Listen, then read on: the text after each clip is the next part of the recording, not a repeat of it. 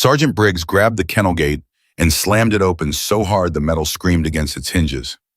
Every dog on the block flinched. Every handler froze. He pointed one thick finger at the woman standing at the far end of the corridor and said loud enough for the whole unit to hear, "Nobody asked for you. Nobody wants you here. And if you touch my dogs without my permission, I will have you removed from this base before sundown." She didn't blink. She didn't step back. And that right there was the beginning of something nobody in that unit saw coming. Before we go any further, if this is your first time here, hit that subscribe button and turn on notifications so you never miss a story. Drop your city in the comments right now. I want to see how far this story travels. Now let's get into part one. The base didn't announce her arrival. There was no memo circulated, no briefing scheduled, no introduction made over the intercom system that crackled every morning at 0600 with the daily operational agenda. Petty Officer Carmen Hayes arrived on a Tuesday, which was already a bad day at Naval Special Warfare K-9 Training Facility in Virginia Beach. Tuesday meant evaluation prep. Tuesday meant the handlers were already wound tight, already pushing their dogs through advanced detection sequences, already operating with the kind of controlled aggression that the facility ran on like fuel. Carmen arrived with one duffel bag, a set of orders folded in her left breast pocket, and no escort. She found the kennel block by following the sound of the dogs. Not the barking, there wasn't much of that. The dogs here didn't bark the way civilian dogs barked. They communicated in something more controlled, more deliberate. Low vocals, focused intensity, the kind of sound that told you these animals had been shaped by thousands of hours of pressure and command and repetition until they existed somewhere between soldier and machine. Carmen heard that sound from 200 yards out and walked toward it like she already knew what she would find. What she found was Sergeant Dale Briggs. He was standing in the center of the kennel corridor with his arms crossed and his jaw set and his eyes doing that thing that men like him did when they spotted something they had already decided they didn't want. He was a big man, not soft, big, hard, big, the kind of build that came from years of functional physical demand. His forearms were roped with muscle and covered in faded tattoos that had blurred with age into something that looked like topographic maps. His hair was cut so close to his skull, it was almost a shadow, and the look on his face when he saw Carmen walking through that gate, that look was not surprise. That look was calculation. He had known she was coming. He just hadn't expected her to walk in alone. "Hayes," he said, not a question, not a greeting. "Sergeant Briggs," she said. She didn't extend her hand. He looked at her for a long moment. Then he looked past her toward the gate she had walked through, as if checking to see if someone more important was behind her. When he confirmed that no one was, something in his expression shifted not to warmth, not even to neutrality. It shifted to a kind of deliberate dismissal, the way you might look at a piece of equipment that had been sent to you by mistake and that you intended to return. "You're late," he said, "by 2 days. "Orders got pushed," Carmen said. "I was finishing a welfare assessment at Pendleton." Briggs made a sound in the back of his throat that wasn't quite a laugh. "Welfare assessment?" He repeated the words the way a person repeated words they found faintly ridiculous. "Right. Well, welcome to an actual operational facility." He turned and walked back into the kennel block without inviting her to follow. She followed anyway. The first thing Carmen noticed, the very first thing before she cataloged the layout of the kennels, or counted the number of dogs, or registered the faces of the handlers who were watching her from a careful distance, was the silence. Not an absence of sound. The dogs were making noise, the fans were running, the distant clang of equipment from the training yard carried through the walls. But underneath all of that, there was a particular silence that Carmen had learned to recognize over 11 years of working with military working dogs. It was the silence of animals that had learned to stop asking for things. Animals that had learned that their internal state, their discomfort, their confusion, their stress, was not something the environment around them was going to respond to. So they had stopped broadcasting it. They had gone inward. Carmen had a name for that state. She called it operational shutdown. And she could see it in the posture of every dog in that kennel block within the first 4 minutes of walking through the door. But she didn't say anything. Not yet. She found her desk a metal table pushed against the far wall of a small office that smelled like industrial cleaner and old coffee, and she set her duffel bag down and she sat and she opened the first kennel log that was available and she began to read. Specialist Tomas Reyes was the first handler to actually speak to her like a human being. He was 24 years old, lean in the way that young men who ran too much and ate too little were lean, and he had the kind of careful, watchful eyes that told Carmen he was the type of person who observed more than he said. He came into the office 40 minutes after she arrived, poured himself a cup of coffee, and stood there for a moment looking at the logs she had spread across the desk. "You actually reading those?" he asked. "Every word," Carmen said without looking up. Reyes was quiet for a second. Then he said, "Most people don't bother with the logs. Briggs says the dogs speak for themselves in the field." "The logs speak too," Carmen said, "if you know what to listen for." Reyes looked at the dogs, then he looked at her. Then he poured a second cup of coffee, set it on the edge of the desk near her elbow without a word, and walked back out into the kennel corridor. Carmen wrapped her hands around the cup and kept reading. The dogs were introduced to her formally on the second morning, which meant Briggs walked her down the kennel row and named each dog the way a landlord might walk a tenant through a property, quick, transactional, with the implicit message that none of what she was seeing actually belonged to her. There were 8 active working dogs in the unit, 4 Belgian Malinois and 4 German Shepherds, all between 2 and 6 years of age, all with more than 1,000 hours of recorded training. Their names were Kota, Blaze Titan Rook, Vega Sergeant Major, which the handlers called Sarge, and 2 others whose kennel cards Carmen had already memorized before the tour began. The first was Athena, a 4-year-old German Shepherd female with a service record that started strong and had deteriorated over the last 8 months into something the logs described in blunt, bureaucratic language as inconsistent performance and reduced drive. The notes from Briggs were direct. Athena had been assessed as a possible washout candidate, reduced operational value, reassignment pending evaluation. The second was Reaper. Reaper was a 5-year-old Belgian Malinois male, and Carmen had read his file 3 times before she ever laid eyes on him. He had 17 confirmed operational deployments. His detection record in live environments was nearly flawless. His obedience scores were exceptional. But in the last 6 weeks, his training logs showed something that none of the notes had explicitly named, a pattern of microbehaviors that Carmen recognized immediately, and that nobody in this facility appeared to have noticed, or if they had noticed, appeared to have cared about. When Briggs stopped in front of Reaper's kennel, Carmen stopped too, and she looked at the dog, and Reaper looked back at her. He was beautiful in the way that elite working dogs were beautiful, not soft, not ornamental, but precise, built for a purpose and shaped by it. He sat in the back left corner of his kennel, not because he had been commanded to sit there, but because that corner gave him the maximum visibility of the corridor while minimizing how much of himself was exposed.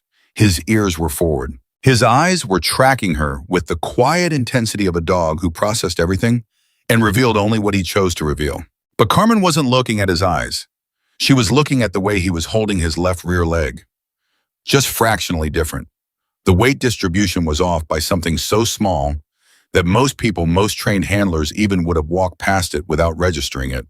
Carmen didn't walk past it. She said nothing. She looked at Reaper for 15 seconds, and then she looked at his kennel card, and then she moved on down the row. Briggs, who had been watching her with the kind of attention that wasn't really attention, that was more like surveillance, said, "Reaper's your highest value asset in this unit. 5 years, 17 deployments, 0 mission failures. Whatever your assessment methodology is, understand that he is not a subject for your soft science. He's operational." "I'm sure he is," Carmen said. "You don't sound sure." She looked at Briggs steadily. "I'm sure," she said again. He studied her for another moment. Then he walked on. Carmen glanced back at Reaper's kennel as she followed Briggs down the row. The Malinois was still watching her from his corner.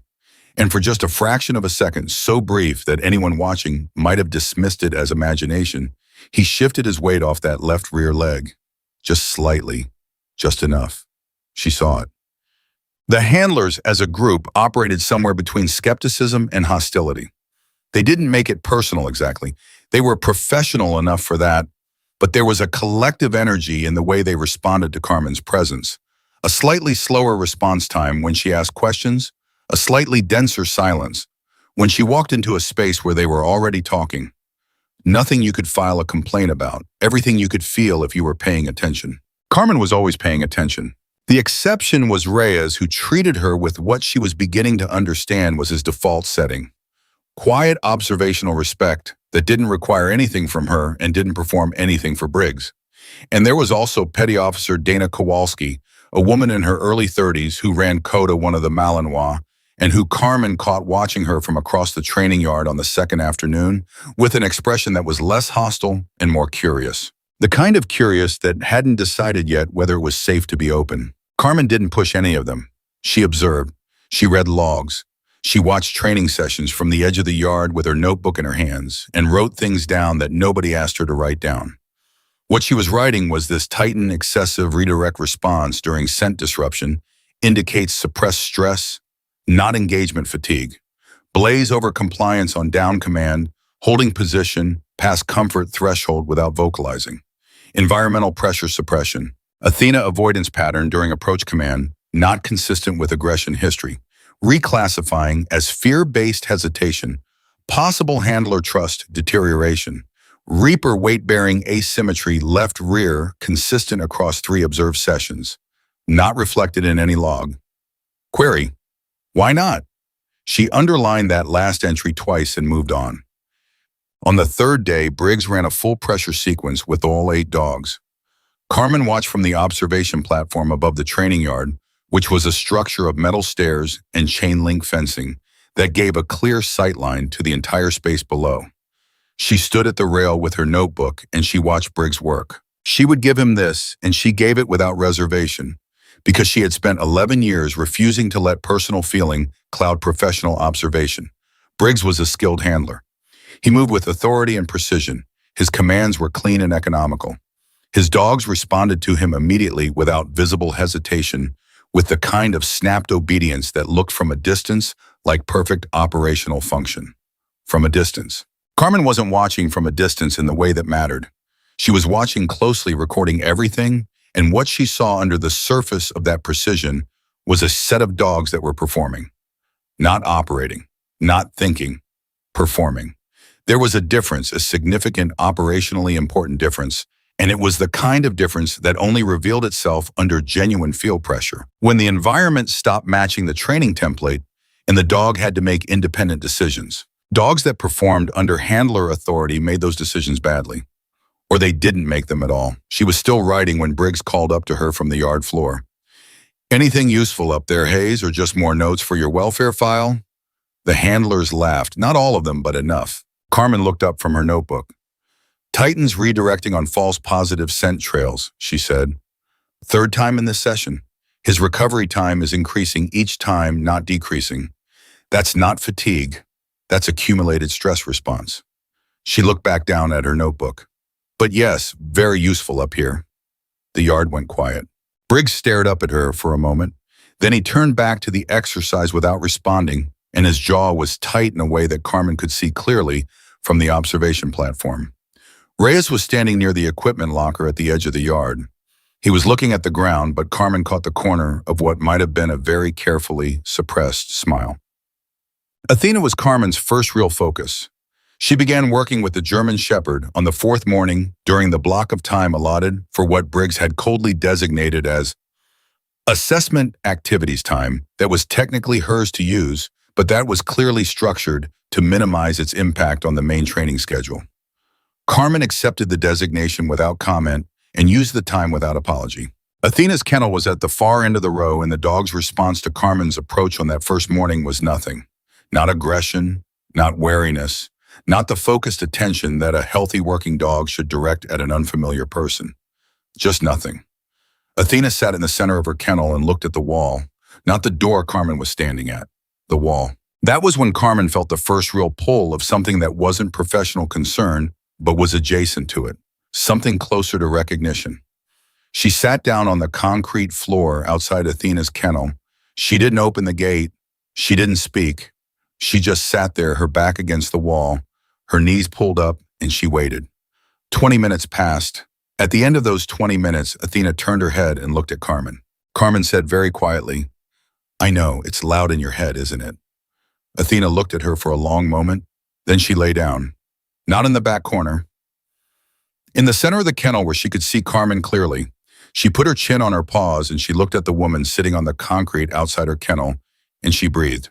Reyes found Carmen there 40 minutes later when he came to run Athena's morning check. He stopped in the corridor and looked at the scene Carmen on the floor. Notebook closed in her lap, Athena lying in the center of her kennel with her eyes soft, and he said nothing for a full 10 seconds. Then he said, "She hasn't done that in 2 months." "Done what?" Carmen asked. "Faced front," he paused. "She always faces the back wall now." Carmen looked at Athena. "What happened 2 months ago?" Reyes was quiet. Then he said carefully, "Handler rotation." Her original handler finished his cycle. "Who handled her after?" Another pause. Briggs picked up her sessions himself, temporarily. Carmen nodded slowly. She said nothing else about it, but she wrote something in her notebook that she underlined 3 times and circled trust severance, not behavioral breakdown. Diagnosis misidentified at source. The moment that began to shift the temperature of the entire unit happened on the 6th day, and it happened without Carmen intending it to be a moment at all. She was running Athena through a basic scent discrimination exercise in the secondary yard. Low pressure, no commands, just object placement, and the dog's free choice response. Athena was moving through the yard in a way that was tentative, but present, the way a person moved through a space they had been hurt in, but were beginning to test again. Carmen was standing at the edge of the yard, not directing, just watching, her arms loose at her sides. 4 handlers had drifted to the fence to watch. Reyes was one of them. Kowalski was another. And then there were 2 younger handlers, Petty Officer Marcus Webb and Petty Officer Joel Diaz, who had been among the most visibly indifferent to Carmen's presence, not hostile exactly, but the kind of deliberately unimpressed that was its own form of pressure. Athena moved through the yard. She sniffed 3 objects without alerting. Then she stopped at a 4th object, a sealed metal box that had been placed at the end of a line, and she sat down in front of it. Not sharply, not with the explosive alert response of a dog performing on cue. Quietly, deliberately. She sat down in front of the box and looked back at Carmen. Carmen said nothing. She just acknowledged the dog with a slight change in her own posture, a tiny relaxation of her shoulders, a small exhale. Athena looked back at the box. Then she lay down next to it and put her nose against the seam. Diaz said from the fence, "That's not a standard alert." "No," Carmen said. "It's better than one." Webb said, "What do you mean better?" Carmen kept her eyes on Athena. "A trained alert is a performance," she said. "She's been trained to perform a specific signal when she detects target odor. She's doing something different. She's telling me she found it in her own language, without the performance anxiety of a timed sequence. That's higher level processing." She paused. "That's what a dog looks like when it's thinking instead of executing." The 4 handlers at the fence were quiet. Athena was still lying next to the box, nose pressed to the seam, steady and certain. Kowalski said slowly, "She wouldn't alert at all last week." "Because alerting requires trust in the handler receiving the signal," Carmen said. "She didn't trust the signal would be understood, so she stopped sending it." Nobody said anything for a while. Then Diaz said quietly, "Huh." Webb didn't say anything at all, but he was still watching Athena when Carmen led the dog back to her kennel 20 minutes later, and his arms were no longer crossed. Briggs found out about the Athena session before Carmen was back in the office. She didn't know exactly who had told him, but the effect was visible in his posture when he appeared in the doorway of her small office with his arms crossed and his expression calibrated to communicate a specific message that whatever she thought she was accomplishing, he had already assessed it and found it unconvincing. "I heard you ran an unauthorized behavioral modification sequence with Athena," he said. Carmen looked up from the log she was reviewing. "I ran an assessment, using food rewards and unstructured, free movement. Using the tools appropriate to the assessment," she said. "No behavior modification, just observation. In my training facility," Briggs said, "I determine what tools are appropriate. Your training facility," Carmen said, keeping her voice level, "is where I've been authorized to conduct an independent welfare assessment by Colonel Whitfield's office. That authorization includes methodology." She paused. "I'm happy to walk you through my protocol if you'd like to review it." Briggs looked at her for a long moment. The look was the kind of look that was deciding something, not about her, not about the assessment, but about how much latitude he was going to extend before he stopped extending it. She could see the calculation happening in real time behind his eyes. "Reaper is off limits to your assessment activities," he said. "He's in peak conditioning for the evaluation window. I won't have his training disrupted by..." He paused, and the pause was strategic, welfare concerns. I'd like to see his last two medical screenings, Carmen said. Briggs smiled then, and it was not a friendly smile. You'll see what's in the logs. The logs are what I'm asking about, she said. The smile stayed in place. Good night, Hayes. He left. Carmen looked at the log in front of her for a long moment. Then she turned to a fresh page in her notebook and wrote very carefully, Reaper, left rear, not in the logs. Why not? She underlined it once. Then she drew a box around it. Then she began making a list of every person on this base who had the authority to order a veterinary review without Briggs's approval, and she started with the highest name on the list and worked her way down until she found the one that was going to work. The office was quiet around her. The kennel block hummed with the low sounds of dogs settling for the night. Somewhere at the far end of the row, Carmen could hear the specific pattern of Reaper's movement in his kennel, the three-step pace, the pause, the shift. The sound of an animal managing something that hadn't been acknowledged. She kept writing. On the 8th night, Reyes knocked on the frame of the open office door at 2100 hours and stood there with his hands in his pockets and the look of someone who had been deciding whether to say something for a while and had finally decided. Can I ask you something? He said. Yes, Carmen said. He came in and sat down in the chair across from her desk. Not the chair directly across, the one slightly to the side, which she noted, because it was the chair that put the desk between them but allowed him to see the door. A careful person's choice of seat. Reaper, he said. She looked at him. I've noticed it too, Reyes said. The leg thing. I noticed it 3 weeks ago. He paused. I put it in my daily observation report. Carmen was very still. And Reyes looked at the desk. Briggs reviewed my reports. He told me it was normal muscle soreness from the new agility sequence they'd added. He told me to note it as resolved. The office was quiet. He told you to note it as resolved, Carmen repeated. Yes. Before any veterinary assessment. Reyes met her eyes. Yes. Carmen looked at her notebook. Then she looked at the list she had been building, the chain of authority, the names in order. She found the one she had circled. Colonel Andrea Whitfield, Commanding Officer, Naval Special Warfare Support, Virginia Beach. She had been planning to make that call tomorrow. She picked up the phone and made it that night. The call to Colonel Whitfield lasted 11 minutes. Carmen didn't dramatize it. She didn't frame it as a confrontation or a complaint. She laid out what she had observed, the weight-bearing asymmetry in Reaper's left rear leg, consistent across 8 days of observation, absent from every log, and directly contradicted by a handler observation report that had been officially marked resolved without veterinary review.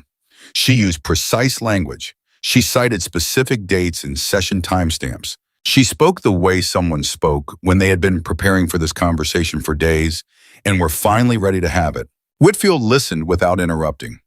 When Carmen finished, there was a pause. Not the pause of uncertainty, but the pause of someone organizing their response with care. Who marked the handler report as resolved? Whitfield asked. Sergeant Briggs, Carmen said. Another pause. Shorter this time. I'll have a veterinary review order on his desk by 0600. Thank you, Colonel. Hayes. Whitfield's voice shifted slightly, not warmer exactly, but more direct in a different way. How is the rest of the unit? Carmen thought about Athena lying in the center of her kennel, facing front for the first time in 2 months. She thought about Reyes sitting in the chair at an angle, choosing his words carefully. She thought about the sound of Reaper pacing in the dark. It's a strong unit, Carmen said, with some things that need attention. Then attend to them, Whitfield said, and the call ended. Carmen set the phone down and sat in the quiet office for a moment. Then she wrote the time in her notebook to 2147 and closed it. Reyes was still in the doorway. She's ordering the review, Carmen told him. He exhaled, just once, just quietly, like he had been holding something in his chest for 3 weeks and had just been given permission to set it down. Briggs is going to know it came from this office, he said. Yes, Carmen said, he is. Reyes looked at her steadily. You're not worried about that. I'm worried about Reaper, Carmen said. Briggs is a separate concern. Reyes was quiet for a moment. Then he said, I've been here 2 years. I've never seen anyone not worry about Briggs first. Carmen looked at him. Then maybe that's part of the problem. He thought about that. Then he nodded once, picked up his coffee cup from the corner of the desk where he had left it an hour earlier, and walked back out into the corridor. Carmen listened to his footsteps fade toward the kennel row. Then she turned back to her work and kept going. She didn't sleep much that night, but the work she did in those hours, cross-referencing behavioral logs, constructing a timeline of Reaper's performance deterioration against his training load, mapping Athena's shutdown against the handler rotation dates, was some of the clearest thinking she had done since arriving at the facility. Pressure had a way of doing that for her, sharpening her instead of dulling her. She had learned that about herself a long time ago in a different place, under circumstances that had given her either that quality or nothing at all. She had chosen that quality. The veterinary review order landed on Briggs's desk at 0558 the following morning, which was 2 minutes before Carmen arrived at the facility. She knew this because when she walked through the kennel block door at 0600, Briggs was already there, standing in the corridor with the order in his hand and an expression on his face that was the most unguarded thing she had seen from him since she arrived. He wasn't performing indifference. He wasn't calculating distance.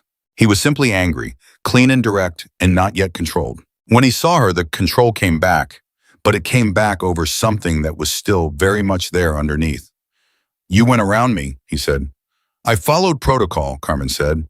"Handler observation reports that are marked resolved without supporting veterinary documentation fall under mandatory welfare review.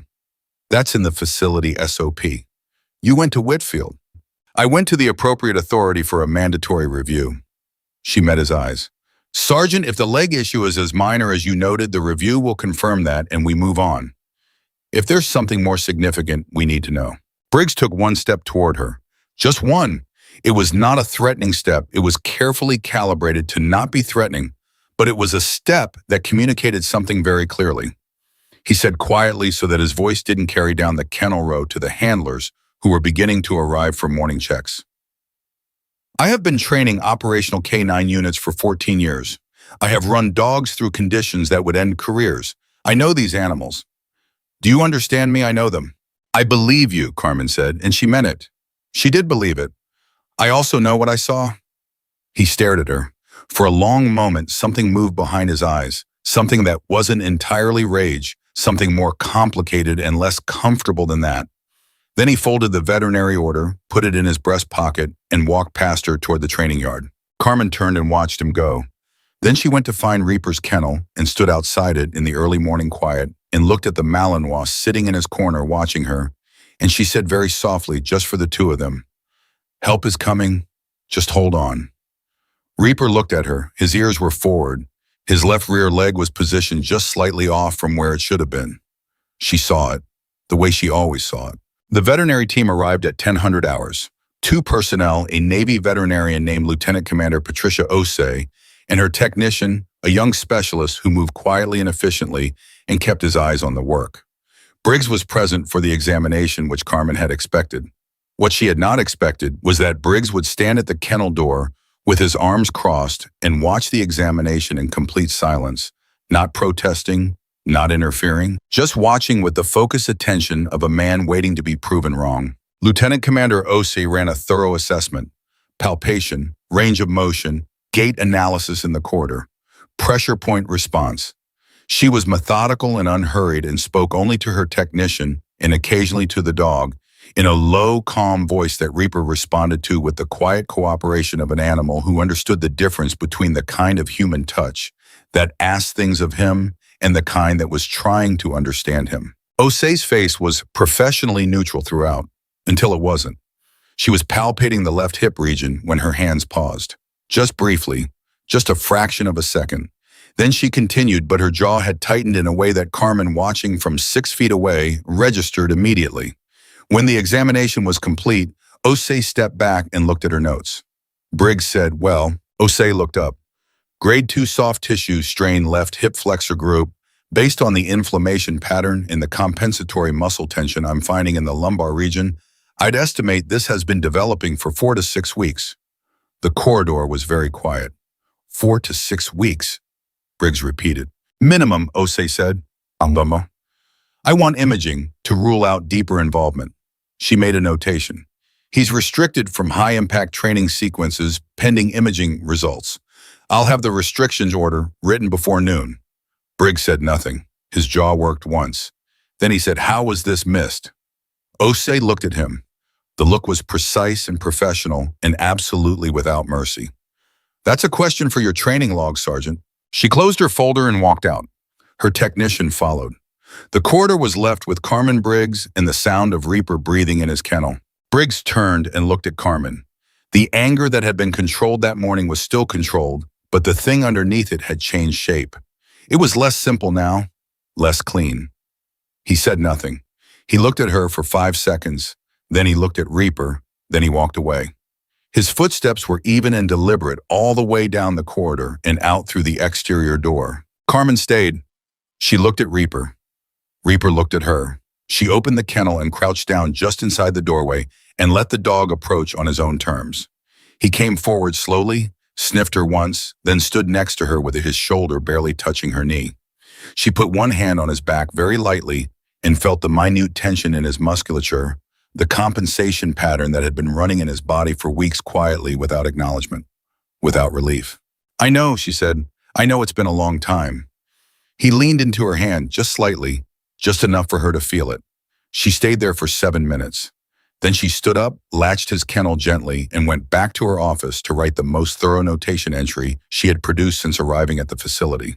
The facility changed pitch that afternoon. Not dramatically, not in a way that someone walking in from the outside would have detected. But Carmen felt it the way she felt the dog's internal states as a shift in the invisible architecture of the space. The handlers talked differently, not louder, not softer differently, in clusters that hadn't formed before. She passed Webb and Diaz in the equipment room, and they didn't go quiet the way they had been going quiet when she walked in on their conversations. They kept talking, and what they were talking about was Reaper's imaging appointment, and the tone of that conversation was not the tone of men who were performing indifference. It was the tone of men who were reckoning with something. Kowalski found Carmen in the secondary yard that afternoon, while Carmen was running Athena through another unstructured exercise. Kowalski stood at the fence and watched for a while without announcing herself, which Carmen registered from the moment Kowalski's footsteps stopped at the gate, but chose not to address. She kept her attention on Athena. The dog was moving through the yard with increasing confidence, now still careful, still testing each step the way a person tested ice before committing weight to it, but moving, engaging, lifting her nose and working the air with a purposefulness that had been entirely absent a week ago. She looks different, Kowalski said finally. She's starting to trust again, Carmen said. Kowalski was quiet. Then she said, can I ask you something direct? Yes. What does that mean, starting to trust again? Her voice was careful but not hostile, genuinely asking. Because Briggs would say trust is a liability in a working dog. He'd say an operational dog needs to respond to command period, not feel safe or whatever. He'd say that if a dog is hesitating, you correct the hesitation, you don't sit on the floor and wait for it. Carmen kept her eyes on Athena. If a dog only functions when it's following a command, she said, well, and what happens when there's no command? When the handler is down or separated or the environment stops matching the training? What does the dog do? Kowalski thought about it. It shuts down. Or it panics, Carmen said. Or it makes the wrong call because it's never had to make a call on its own. It's only ever executed. She paused. A dog that trusts the work, trusts its own read on the environment, trusts that its signal will be received, that dog makes decisions. In the field, that's the difference between a mission that completes and one that doesn't. Kowalski was quiet for a long time. Athena stopped in the center of the yard and raised her nose to the wind, not searching, not executing a trained behavior, just reading the air because something in it was worth reading. She was beautiful doing it. She was herself doing it, not a performance of herself. Briggs trained my dog from the beginning, Kowalski said. Coda, he's got incredible drive, incredible obedience. She paused. But sometimes in the field, when something unexpected happens, something that wasn't in training, Coda goes to me, just comes back to me and waits. And I always thought that was the bond, That was loyalty. It might be, Carmen said, but Carmen finally turned and looked at Kowalski directly. Or it might be that Coda has learned he can't trust his own right, that when things get uncertain, the safest thing is to find the authority figure and wait for a command. She paused. That's not loyalty. That's dependence. And dependence gets dogs killed. Kowalski looked at Kauda, who was kenneled 50 yards away and invisible from where they were standing, but whose presence was clearly in Kowalski's mind. The handler's jaw was slightly tight. Her eyes were doing something complicated. She said finally quietly, "How do you fix that?" "Slowly," Carmen said, "and not by dominating it, by giving him back his confidence in his own instincts." Kowalski nodded, once small, then she straightened up from the fence and said, "Can I watch when you work with her?" "Any time," Carmen said. Kowalski walked away. Athena came back across the yard to Carmen's side, moving loose and easy, and Carmen crouched down and let the dog press her nose briefly against Carmen's cheek. A greeting, a confirmation. Carmen exhaled. "Good girl," she said softly. Good girl." It was a small thing. But in that facility, in that specific moment, it was the kind of small thing that was actually not small at all. 3 days after the veterinary review, Reaper's imaging results came back. Carmen was in the office when Osei delivered them, and Briggs was not present, which she suspected was not accidental on Osei's part. The imaging confirmed the Grade 2 classification with a recommendation for 6 weeks of restricted activity followed by gradual reintegration. Osei sat across from Carmen's desk and laid the file flat and tapped one specific notation with her index finger. "This pattern of inflammation," Osei said. "Do you see how it's distributed?" Carmen looked. "Chronic loading," she said, "not acute. Consistent with a training load that didn't accommodate an early-stage injury. If someone caught this at week 1-2, a modified sequence reduced impact, proper rest rotation, you're looking at a 10-day disruption to training. Instead, we're looking at 6 weeks mandatory restriction, and there's a real question about whether the hip flexor will return to full operational tolerance without permanent modification to his deployment profile." Carmen looked at the imaging results and felt something that she kept very carefully off her face. Not triumph, nothing like triumph, something more like grief, actually. For the dog, for the weeks of this that had gone unnamed.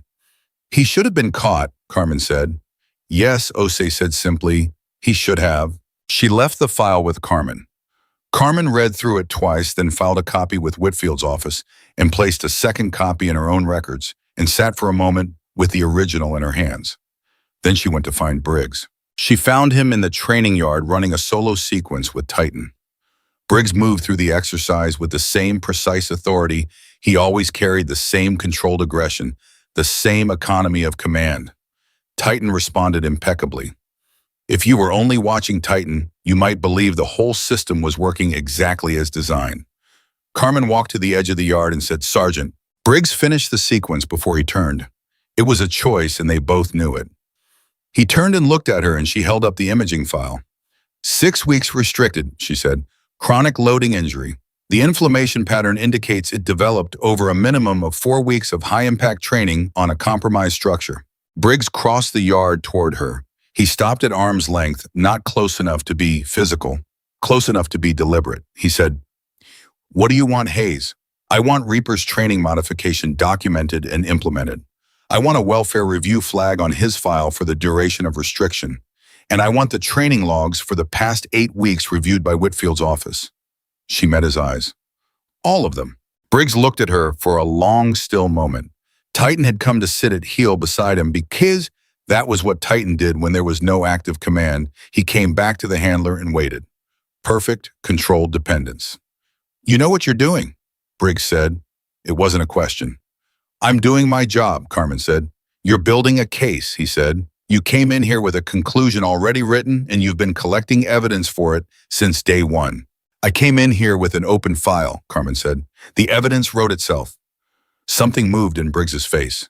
Not a crack he was too controlled for cracks, but a shift. A reorganization of whatever internal structure he was running this conversation on. He said, "These dogs are elite operational assets. They are trained for extreme conditions. Some degree of physical stress is inherent to that mission. If you take every working dog off rotation every time they show a stress indicator, a grade 2 hip flexor injury is not a stress indicator," Carmen said. "It's an injury. And you know the difference. You have 14 years of knowing the difference." The yard was quiet except for the distant sound of the facility and the light panting of Titan at heel. Briggs looked at the imaging file in Carmen's hand. His jaw was tight. His eyes were doing something she hadn't seen in them before. Not rage, not calculation, not dismissal. Something that looked uncomfortably like the beginning of a question he didn't want to ask himself. He said finally, "You put in the log review request." "This afternoon," Carmen said. He nodded once, turning back to Titan. The exercise was over, but he gave the dog a short release command, and Titan moved away from him, loose and free in the yard for a moment. Briggs watched the mom, and Carmen watched Briggs, and neither of them said anything for a while. Then Briggs said with his back to her, "He never complained." Carmen said he couldn't. Briggs said nothing. "That's the point," Carmen said. "That's the whole point. They can't tell us when something is wrong with words. They tell us with their bodies, their behavior, the tiny things that change in how they move and how they hold themselves and what they stop doing that they used to do. If you're not looking for it, you miss it." She paused. Reaper never stopped performing. He just started compensating. And compensation looks like performance until it doesn't anymore. Briggs turned around. He looked at her with an expression she couldn't fully categorize. It had too many things in it. He said, "I have never lost a dog on my watch." "Not yet," Carmen said. And then because she meant it, and not as a weapon, but as a fact, she added, "But you were on your way." He looked at her for a long time. Then he called Titan back to heel and walked out of the yard. Carmen stood in the empty space and looked at the sky for a moment. Then she pulled out her notebook and wrote the time 15:34, and underneath it wrote "First real opening." Handle carefully, because she had seen it, in the angle of his shoulders as he walked away, in the line of his jaw when she told him Reaper couldn't tell him, in the way he had said he never complained with something underneath it that was not a statement but was almost a question, almost a door. She wasn't going to kick it open. That wasn't how doors like that worked. But she was going to be there steady and present and doing her job on the day it opened on its own. She walked back to the kennel block. Athena was waiting at the front of her kennel when Carmen passed upright, ears forward, watching the corridor with the alert brightness of a dog who had remembered there was something worth paying attention to. Carmen stopped. She put her hand through the kennel gate and let Athena press her nose into her palm. 4 more days, Carmen told her quietly. Then we're going to show them what you can do. Athena looked at her with those clear, focused eyes. And Carmen, for the first time since she arrived at Naval Special Warfare K-9 training facility, felt something in her own chest ease just slightly. Not because the fight was over, because she was exactly where she was supposed to be. And the dogs were beginning to answer back. 4 days after the imaging results landed, the log review request Carmen had filed with the Whitfield's office produced something nobody had anticipated, or at least nobody had anticipated it happening that fast. At 07:30 on a Thursday morning, 2 personnel from the Naval Special Warfare Administrative Review Division walked through the facility's main entrance, carrying laptops and wearing the kind of carefully neutral expressions that people wore when they had been briefed to reveal nothing. They went directly to the records room. They didn't stop at the kennel block. They didn't speak to Briggs. They signed in, sat down, and began pulling 8 weeks of training documentation. Carmen found out when Reyes texted her a single word at 07:42. Now, she was already in the building. She had been there since 0600, running Athena through a morning session in the secondary yard. And when she got the message, she walked the dog back to her kennel, latched the gate, and sat down in her office with her coffee and her own files and waited to see what the day was going to become. It didn't take long. Briggs appeared in her doorway at 08:15. He didn't knock. He didn't need to. The door was open, which Carmen had made a deliberate habit of keeping it every morning because open doors changed the psychology of a space in ways that mattered. He stood in the frame and looked at her and said, "You want to tell me what those 2 are looking for in my records room?" "Supporting documentation for the welfare review," Carmen said. "Standard protocol when a mandatory review flag is filed." "You filed it?" "Yes." He was quiet for a moment. His hands were at his sides, not clenched but not loose either. The controlled stillness of a man who was managing something significant internally. "I want to know exactly what you told Whitfield." "I told her what was in my observation reports," Carmen said, "which you have access to." Carmen. He used her first name. It was the first time he had used it. The shift was slight, but she caught it the way she caught everything, as a change in register, a drop in formality that could mean several different things. I am telling you directly that you are interfering with the operational readiness of this unit during a critical evaluation window. Whatever you think you're doing here. I'm protecting the dogs, she said, and the unit, because dogs that are operating on hidden injuries and suppressed stress responses are liabilities in the field, not assets. She looked at him steadily. You know that. You've known it for 14 years. His jaw tightened, one quick pulse of it. Then he said, the evaluation window gets moved up by 48 hours if the administrative review creates any perception of unit compromise. You understand what that means. These dogs, some of them not in peak condition, by your own assessment, they will be put in front of a full evaluation board 2 days earlier than scheduled. Carmen felt that land. She held it for a moment, the weight of it, the calculation it required. The evaluation board was a serious instrument.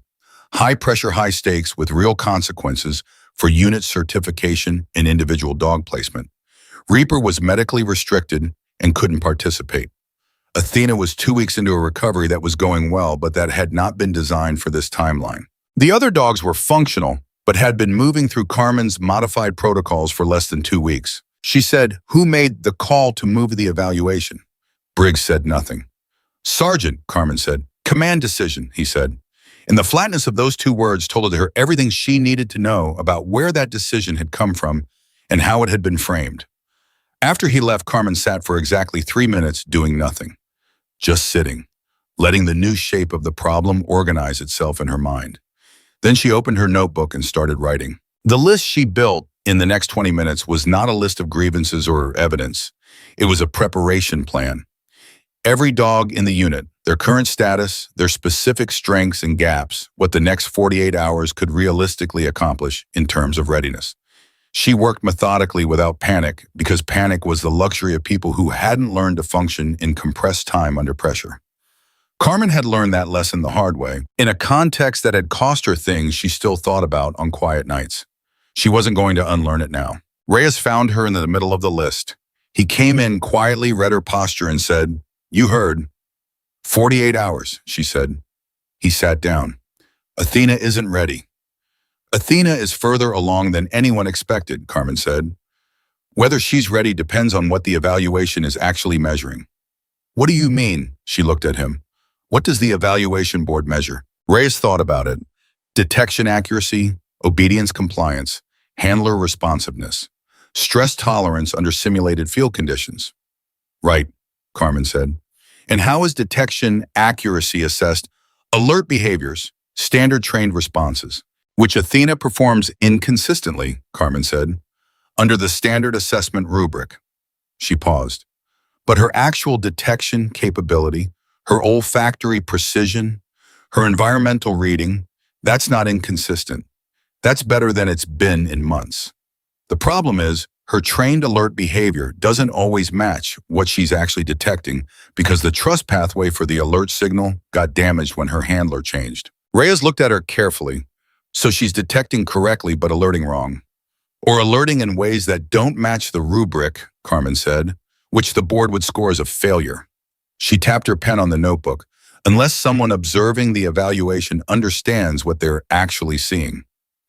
Reyes was quiet for a moment. Then he said, you'd need someone on the evaluation board who understood your methodology. Or I'd need the evaluation board to see something so clear that methodology becomes irrelevant, Carmen said. She said it quietly, more to herself than to him. But Reyes heard it and she could see him turning it over, and she let him turn it over while she kept writing. At 10:00 hours, Kowalski knocked on the open door. Behind her was Webb. Behind Webb was Diaz. It was the most people who had voluntarily assembled in Carmen's office at one time, and the fact of it, 3 handlers showing up together on their own initiative during an unscheduled window told Carmen something important about what had been happening in the unit over the past 2 days. Kowalski said, we want to know what we can do. Carmen looked at all 3 of them. Webb had his arms crossed, but not the way he used to cross them, not defensively. More like he was holding something in rather than keeping something out.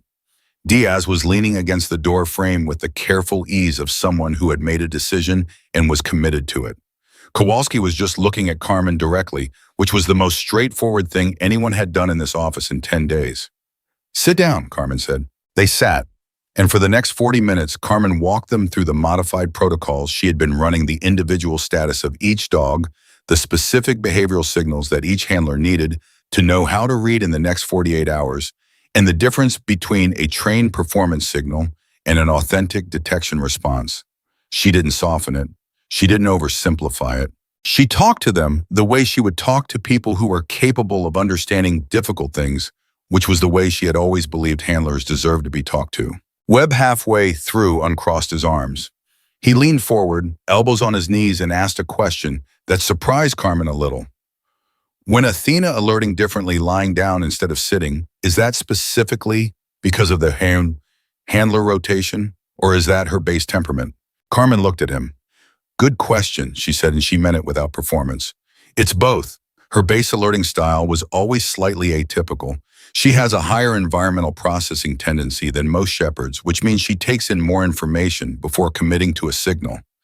The handler rotation compounded it because her previous handler had learned to read her timing. Briggs couldn't, so her signals got ignored or corrected, until she stopped sending them in the standard form. Webb nodded slowly. So if I know her timing, you'll catch her, Carmen said. Every time. Webb sat back. He looked at the wall for a moment. Then he said, I worked with her twice during her early training, before she was assigned. She always seemed, I don't know, like she was thinking about something else. She was thinking about the work, Carmen said. Just more of it than you expected. Something shifted in Webb's expression. Something that looked a lot like recognition, and underneath it, a small, quiet version of something that might have been regret for the months of Athena facing the back wall of her kennel, while everyone called it a behavioral breakdown. Diaz said, what about Koda Kowalski said you talked about his field response pattern? Koda's dependence response, Carmen said, and looked at Kowalski, who gave her a slight nod of permission. He comes back to the handler in uncertain environments. That's a training artifact, not a temperament issue. The fix isn't dramatic, it's about gradually building his confidence in his own reads during training scenarios, giving him micro windows of independent decision-making with positive reinforcement. So his nervous system learns that uncertainty is something he can navigate, not just something he waits through. Kowalski said, can we start that today? We start it right now, Carmen said. That afternoon was the most intensive, concentrated work Carmen had done in the facility. She moved between the secondary yard and the primary training corridor, working with each handler individually, running the dogs through sequences that looked nothing like standard military, canine training, and everything like what it actually was, the precise, methodical rebuilding of an animal's confidence in its own intelligence. Briggs watched from the edge of the primary yard for a while. Carmen could feel him there, without turning to look, the way she always felt things at the periphery of her attention, not anxious, just aware. He watched for 20 minutes. She never acknowledged him. She kept working, kept talking to Kowalski about Koda's timing, kept reinforcing every small, correct, independent decision the Malinois made with the quiet satisfaction of someone watching a very specific thing come back to life. When she turned around, Briggs was gone. The first major disruption came at 1400 hours. Carmen was in the kennel block running a quiet observation session with Reaper. Not active work, just presence, letting the dog become familiar with her in the specific way that recovering dogs needed to become familiar with a person who was going to be part of their process. When she heard the raised voice from the far end of the corridor, she recognized it immediately. Not Briggs, someone higher. She stood up, closed Reaper's kennel gate with care, and walked toward the sound. The voice belonged to Commander Ellis. She had seen him twice since arriving at the facility. He was the senior operational commander, Briggs's direct superior in the chain that ran above Whitfield's welfare oversight. He was a compact man in his mid-50s with the weathered, economical quality of someone who had spent 30 years doing difficult things in difficult places and had come out the other side with very little patience for what he considered peripheral concerns. He was standing in the main corridor with a folder in his hand and an expression that was controlled but not comfortable. Briggs was standing across from him. They both looked at Carmen when she appeared. Ellis said, Petty Officer Hayes.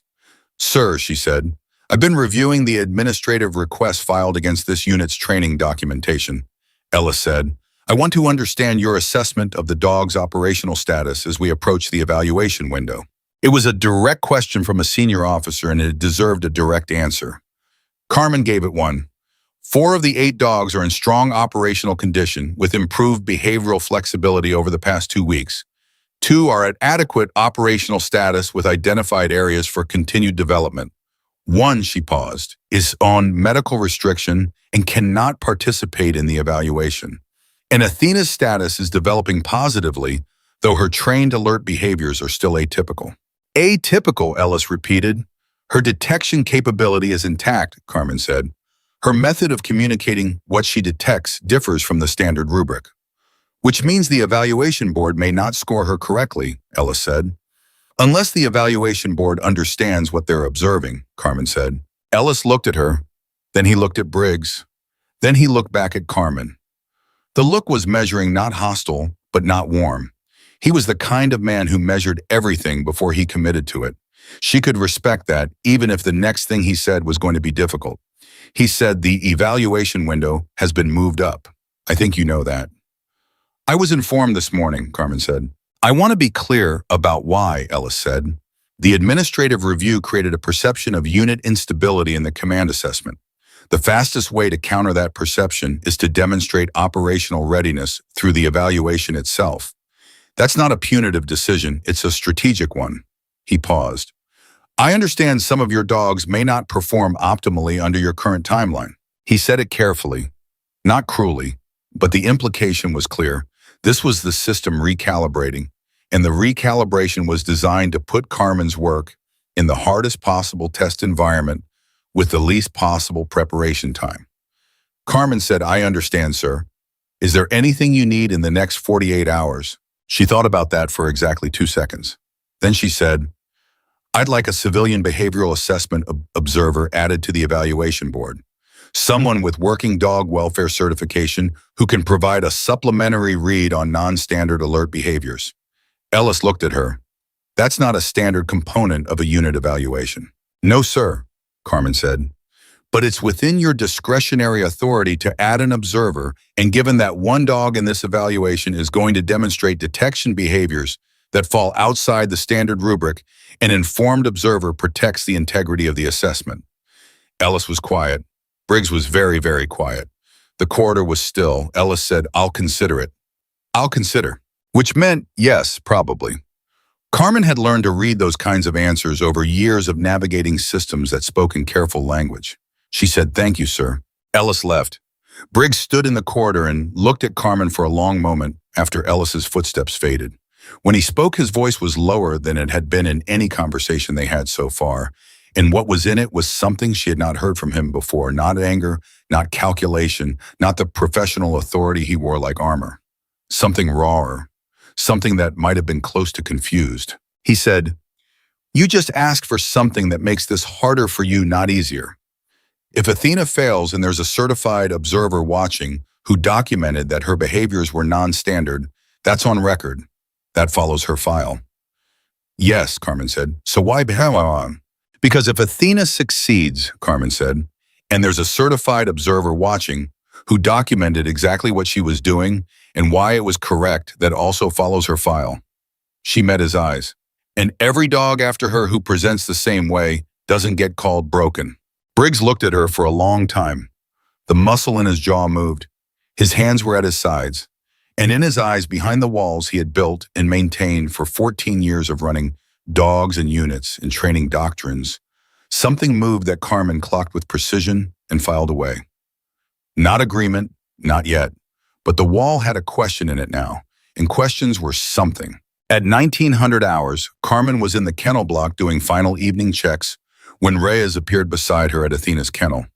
The German Shepherd was lying down at the front of her kennel, facing out into the corridor, which was still something Carmen felt something about every time she saw it. That simple loaded detail of a dog that had remembered it was worth looking outward. Reyes said, "The imaging tech told me something today, off the record."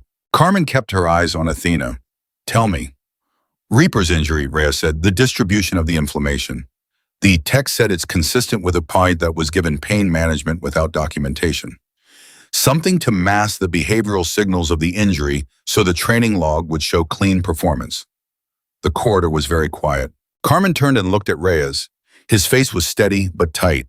He was telling her something that, if it was true, was not a log inconsistency or a documentation gap. It was something else, something with a different name and different consequences. She said slowly, "Did the tech put that in writing?" "He said he'd need to be asked officially," Reyes said, "by someone with authority to request an investigation." Carmen looked back at Athena. The German shepherd looked back at her with those clear forward-facing eyes, steady, present, watching. Carmen thought about the imaging results, the 4 to 6 week minimum on the injury development, the training logs that showed clean performance during that exact window. The fact that Reaper had maintained his performance standards until very recently, not because the injury wasn't there, but because the behavioral signals of the injury might have been chemically managed without anyone outside a very small circle knowing. If that was true, the stakes of the next 48 hours had just changed completely. She said, "Reyes, how long have you been here?" 2 years, he said. "In those 2 years," she said carefully, "have you ever seen Briggs do something you couldn't square with his principles, not just hard, wrong?" Reyes was quiet for a long time, long enough that Carmen had her answer before he spoke. When he did, he said, "Once, about 14 months ago, a Malinois in the unit before your time, named Fuse. He was pulled from rotation, suddenly no documentation, transferred out. Briggs said it was behavioral. The dog was 5 years old with a clean record." Carmen said, "What happened to Fuse?" Reyes said, "I don't know. I looked. The transfer destination wasn't in any log I had access to." Carmen stood very still. She ran the math in her head, not the math of grief or outrage, but the hard practical math of what this meant for the next 48 hours, and who needed to know what before the evaluation board arrived. She had come to this facility to assess the welfare of 8 working dogs. She had found injury, emotional shutdown, manipulated logs, and now a possible thread that led somewhere darker than she had expected. She had 48 hours. She looked at Reyes. "I need you to go back to that imaging tech tonight. I need a formal written statement under his name of what he observed. Can you do that?" "He might say no," Reyes said. "He might." Carmen agreed. "Ask him anyway."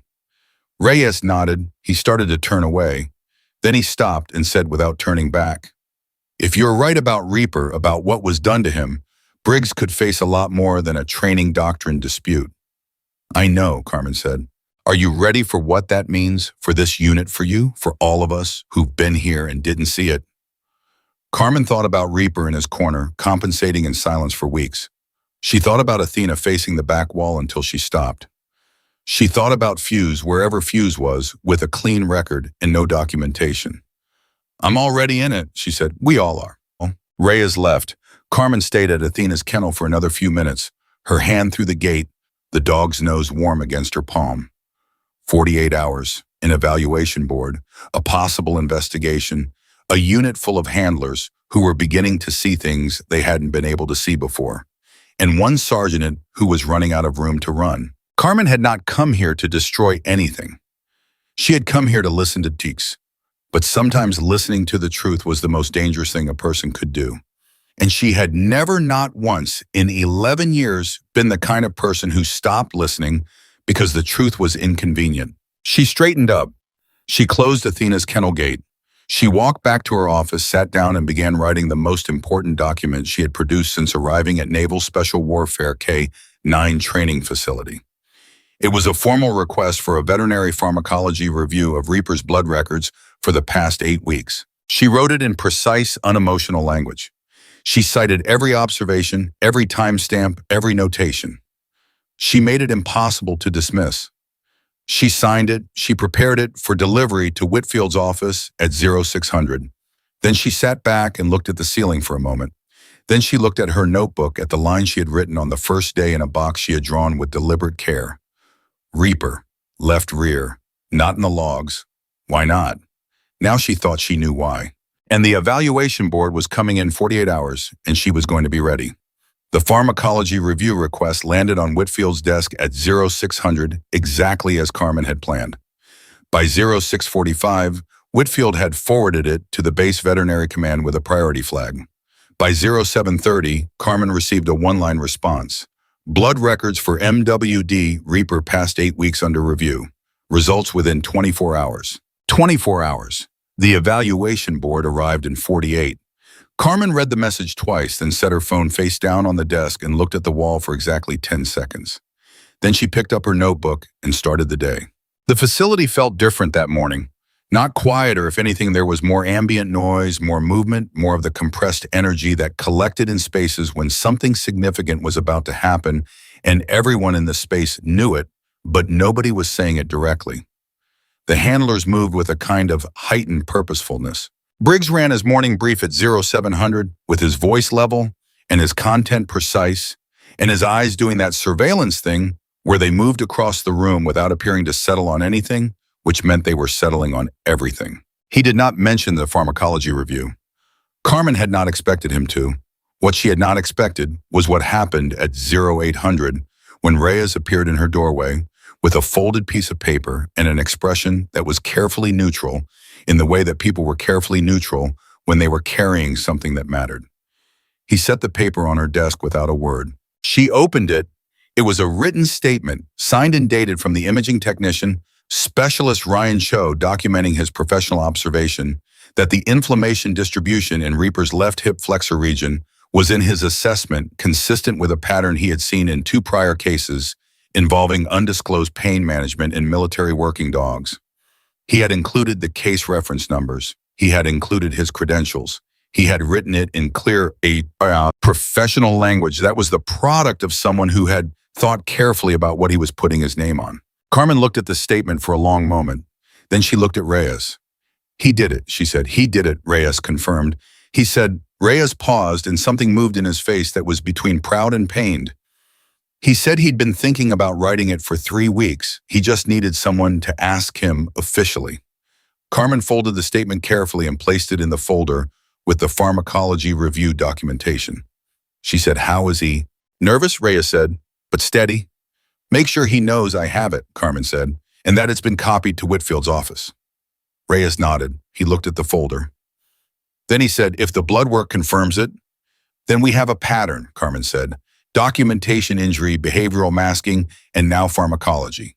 That's not a gap in the logs. That's a system." The word landed in the office and sat there between them. Reyes said quietly, "Briggs has been here 9 years." "I know," Carmen said. "He's run dogs on 6 combat deployments. He's brought dogs home that other people would have written off. There are handlers in this building who would follow him off a roof." "I know that too," Carmen said. She looked at Reyes directly. "This isn't about whether he's been a good handler in the past. It's about whether he's been an honest one recently. Those are 2 different questions." Reyes thought about that. Then he said, "Yeah, they are." And he left. Carmen opened her notebook. She had 39 hours until the evaluation board. She had 7 dogs who could participate. She had handlers who were, for the first time since her arrival, actually working with her instead of around her. And she had a folder full of documentation that was either going to change this facility or get very complicated very fast, depending on what the blood work showed. She began planning the day in the same methodical, unflappable way she planned everything. One thing at a time, closest priority first. At 0900, she went to find Athena. The German Shepherd met her at the front of the kennel, upright ears, forward tail, making that small, controlled movement that working dogs made when they were genuinely pleased and not performing pleasure. Carmen opened the gate, and Athena pressed her head briefly against Carmen's hip in a gesture so matter-of-fact and so complete that Carmen had to breathe through it for a moment before she could respond. "Okay," she said softly. "Big day tomorrow. Let's make sure you are ready." What followed was 3 hours of the most precise, detailed work Carmen had done since arriving at the facility. Not pressure, never pressure, not with Athena, not at this stage, but refinement. She worked with Webb, who had volunteered specifically to partner with Athena for the evaluation, and she watched the 2 of them together with the focused attention of someone calibrating an instrument. Webb had done something in the 48 hours since their conversation in her office that Carmen hadn't fully anticipated. He had gone and read every piece of behavioral documentation on Athena he could access, including Carmen's own observation notes, and he had arrived this morning with questions that demonstrated he had actually absorbed what he read. He said at the start of the session, "She leads with her nose before she commits to the alert. There's a 2 to 3 second gap between when she hits the scent cone and when she signals. I've been watching the timing." Carmen looked at him. "That's exactly right. So if I'm watching for the nose lead instead of waiting for the sit mom, you'll know she's found it before she formally tells you," Carmen said. And your response to that early signal, even a micro response, just an acknowledgement, reinforces her confidence in sending the full alert. Webb absorbed that. He was quiet for a moment. Then he said, "She's been sending the signal the whole time. We just weren't receiving it." "Yes," Carmen said. Webb looked at Athena. The dog looked back at him with those forward-facing eyes that were becoming clearer and more present by the day.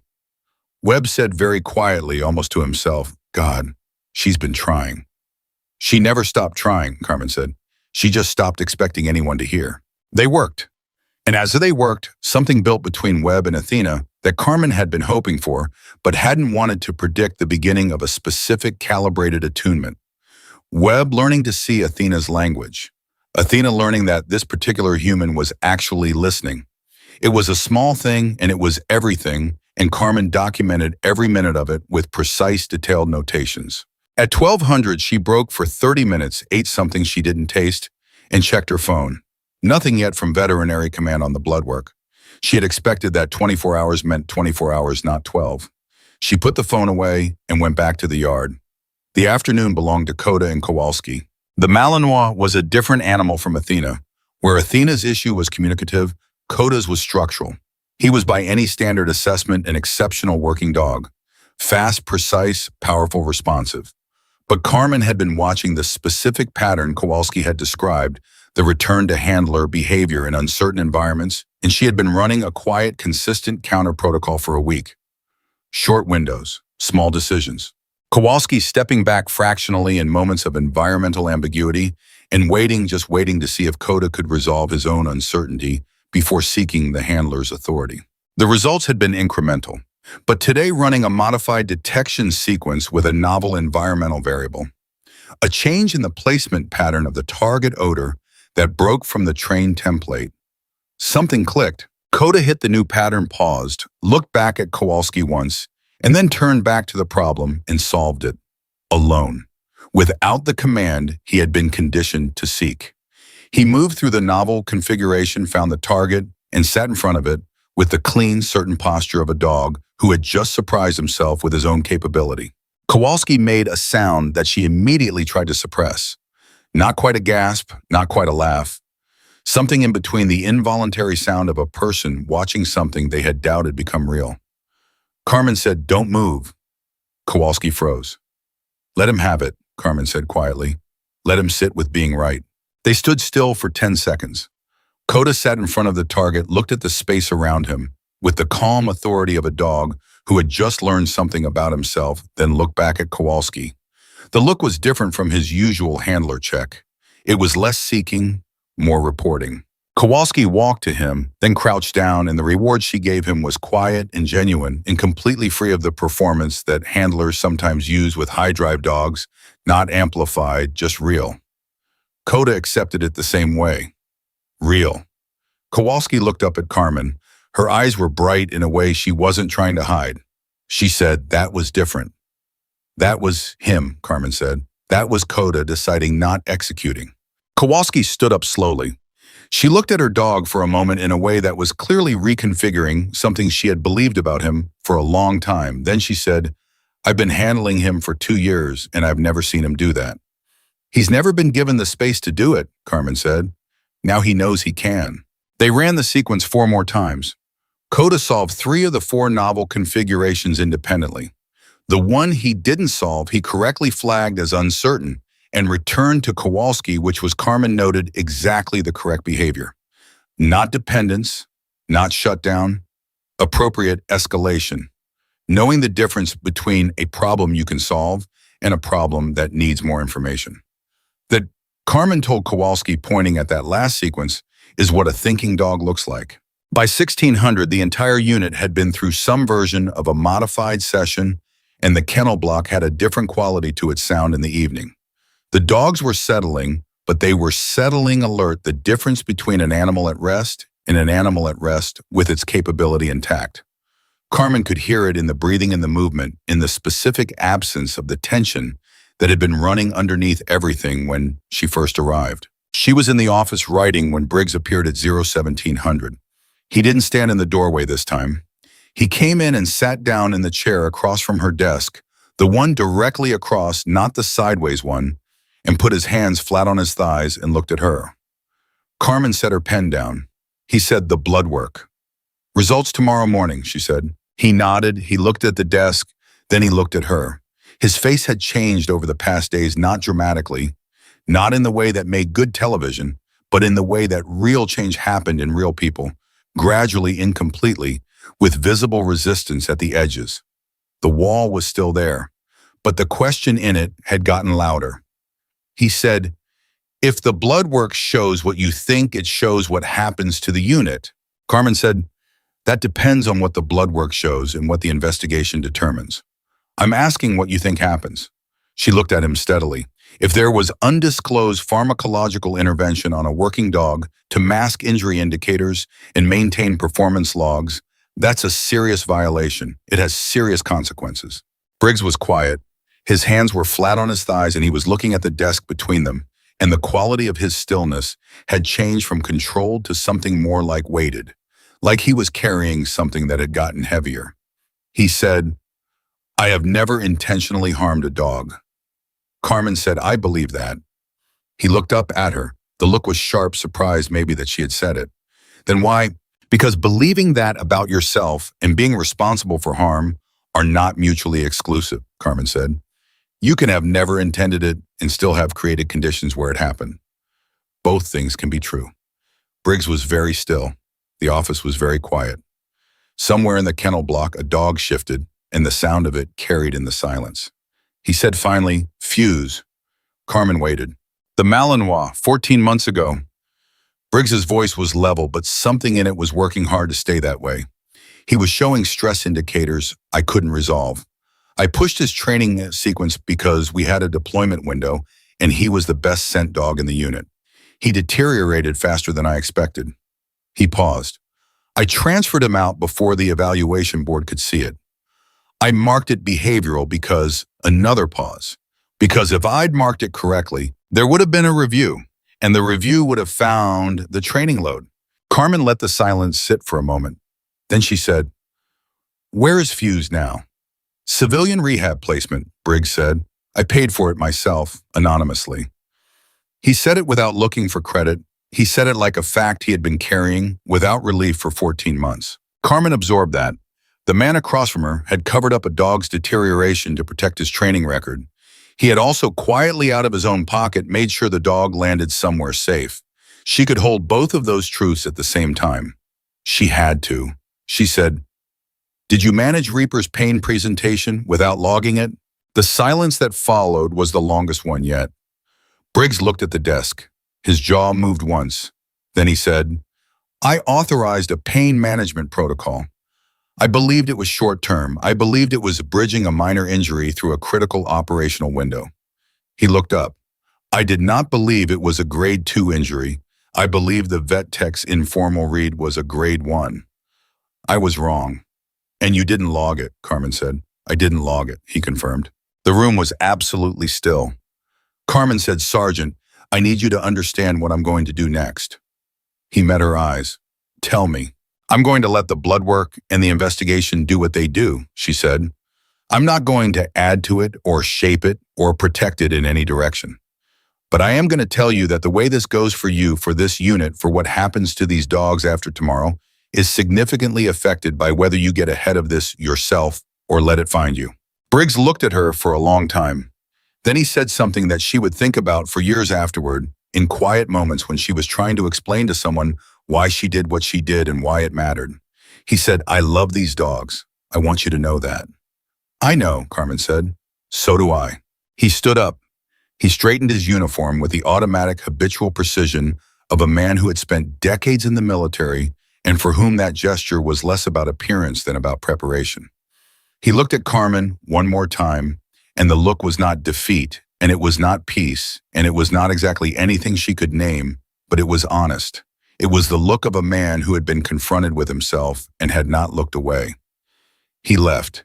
His footsteps were even down the corridor. Carmen sat for a moment, then she picked up her pen and wrote the time, 17:34, and sat with the weight of the conversation and let herself feel it fully before she put it aside and kept going. At 2000 hours, the evaluation board's pre-arrival notification came through.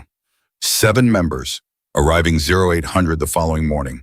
Full unit assessment scheduled across 3 phases: detection, accuracy, handler compliance, stress tolerance simulation.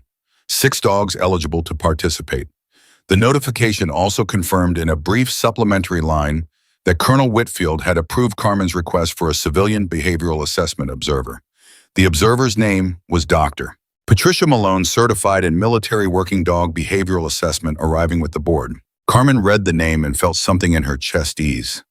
Malone was not someone she knew personally, but she knew the certification. She knew what it meant to have someone in that room who would understand what Athena was going to show them. She forwarded the notification to Reyes, then to Kowalski, then to Webb. All 3 responded within minutes. Reyes, ready. Kowalski, Coda's ready. Webb, will be there. She looked at her notebook. She had run 3 pages of preparation notes that day. Every dog, every handler, every specific behavioral signal the board was likely to see, and what it actually meant. She had written it for herself, but looking at it now, she thought she might need to share it more broadly before morning. Not as a briefing, not a formal thing with slides and procedures, just the truth stated clearly for every person who was going to walk into that evaluation with a dog. She made copies and put them in envelopes with each handler's name on the front. At 21:30, she walked the kennel row one final time. It was something she had been doing every night since she arrived, a quiet pass through the space, no clipboard, no agenda, just presence. The dogs knew her now, every single one of them. Coda raised his head when she passed and watched her with the attentive calm of a Disu who was organizing his own capability in the quiet hours.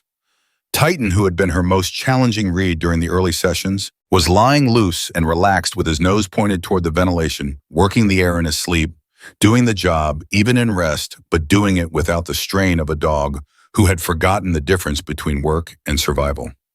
Blaze, who had been showing overcompliance during the first week, had settled into a posture that was present without being rigid. Small things, things you would never see unless you knew what you were looking for. And then Athena, the German Shepherd, was at the front of her kennel, sitting upright, facing out, ears forward, eyes quiet and bright and forward-looking. She looked at Carmen with the steady attention of a mind who had come back from somewhere and had decided to stay back. Carmen crouched at the kennel gate. She didn't open it. She just looked at Athena for a moment and let the quiet between them be what it was. She said, "Tomorrow, you and Webb, show them who you are." Athena looked at her, a slow blink, a shift of weight that wasn't stress, just presence, just the ease of an animal who had been heard and had remembered what it felt like. Carmen stood up. She walked to the end of the row to the kennel where Reaper was resting under his medical restriction, and she stopped there last. The Malinois was lying down, his breathing easy, his body not performing the compensation pattern that had run through him for weeks. The veterinary restriction had given him something that all of Briggs's careful management had not: legitimate rest. The actual thing his body had been asking for in the only language it had. She looked at him for a long moment. He opened his eyes and looked back at her without getting up. Just looked. The look of a man who was finally genuinely resting. "You did good," Carmen told him quietly. "You held on long enough." She turned off the kennel block lights and walked back to the office and sat down and looked at the folder with Cho's statement and the pharmacology request and the imaging results and the entire documented trail of a system that had meant well and gone wrong and was now being asked to account for itself. The blood work results would come in the morning. The evaluation board would arrive 2 hours after that. And Carmen Hayes, who had arrived at this facility with one duffel bag and no escort, and been told before she had been there 10 minutes that nobody wanted her there, Carmen Hayes was ready. Not because she had beaten anyone, not because she had built a case designed to destroy something, but because she had listened to the boss, to the handlers who were ready to be heard, to the space underneath all the noise and pressure and doctrine, where the truth had been sitting patient and persistent, waiting for someone to stop talking long enough to hear it. The office was quiet, the kennel block hummed, the dogs breathed. Tomorrow they were going to speak, and for the first time since Carmen arrived, there would be someone in the room qualified to listen. The blood work results arrived at 0547. Carmen had been awake since 0430. Not because she couldn't sleep, she had slept 4 hours, which was enough, but because her mind had been running the day ahead In the focused, methodical way, it ran things when the stakes were real and the time was short.